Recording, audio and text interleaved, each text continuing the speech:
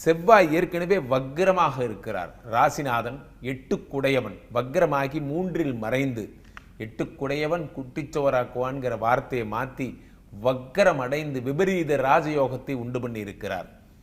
6 குடையவன் உங்களுக்கு 9ஆம் வீட்டில் புதனோடு சேர்ந்து புதாதித்ய யோகம் பெற்று மிகுந்த சிறப்புகளை எல்லாம் தருகிறார். இந்த நேரத்தில் சுக்கிரனும் உச்சமடைவது என்பது ட்ரிபிள் டமாக்கான் தான் சொல்றோம். ஸோ 2 குடையவன் மற்றும் 7 குடைய சுக்கிரன் உச்சம். அப்போ ஆசைப்பட்ட பெண்ணை நீங்கள் திருமணம் பண்ணிப்பீங்க.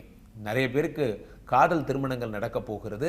திருமணமே ஆகாதவங்களுக்கெல்லாம் திருமணமாக போகுது. பணமழை கொட்டப் போகின்ற மாதமாக இந்த மாதம் வரப்போகிறது. ஒரு நல்ல பார்ட்னர் கிடைக்கிறதுங்கிறது லைஃப்லேயே இருந்தாலும் சரி, நல்ல ஃப்ரெண்ட்ஸ் கிடைக்கிறதா இருந்தாலும் சரி, அல்லது தொழிலே ஆனாலும் சரி, நல்ல பார்ட்னர் கிடைக்கிறதுங்கிறது நம்ம வாங்கிட்டு வந்த வரோம்.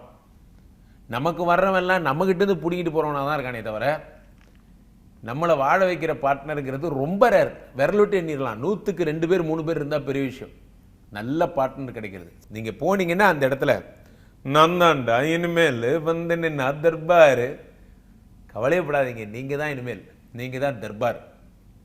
மேஷராசிக்காரர்களுக்கு உங்களுக்கு 2 கூடிய உச்சம் என்பதால் உங்களுடைய சபை மரியாதை அதிகமாக போகிறது. குடும்பத்திலே மகிழ்ச்சியும் சந்தோஷமும் ஒன்று சேரப்போகிறது. ஆக மேஷராசிக்காரர்கள் மிகுந்த மன மகிழ்ச்சியுடனும் சந்தோஷத்துடனும் இந்த சுக்கிர பெயர்ச்சியை எதிர்கொள்ளப் போகிறீர்கள்.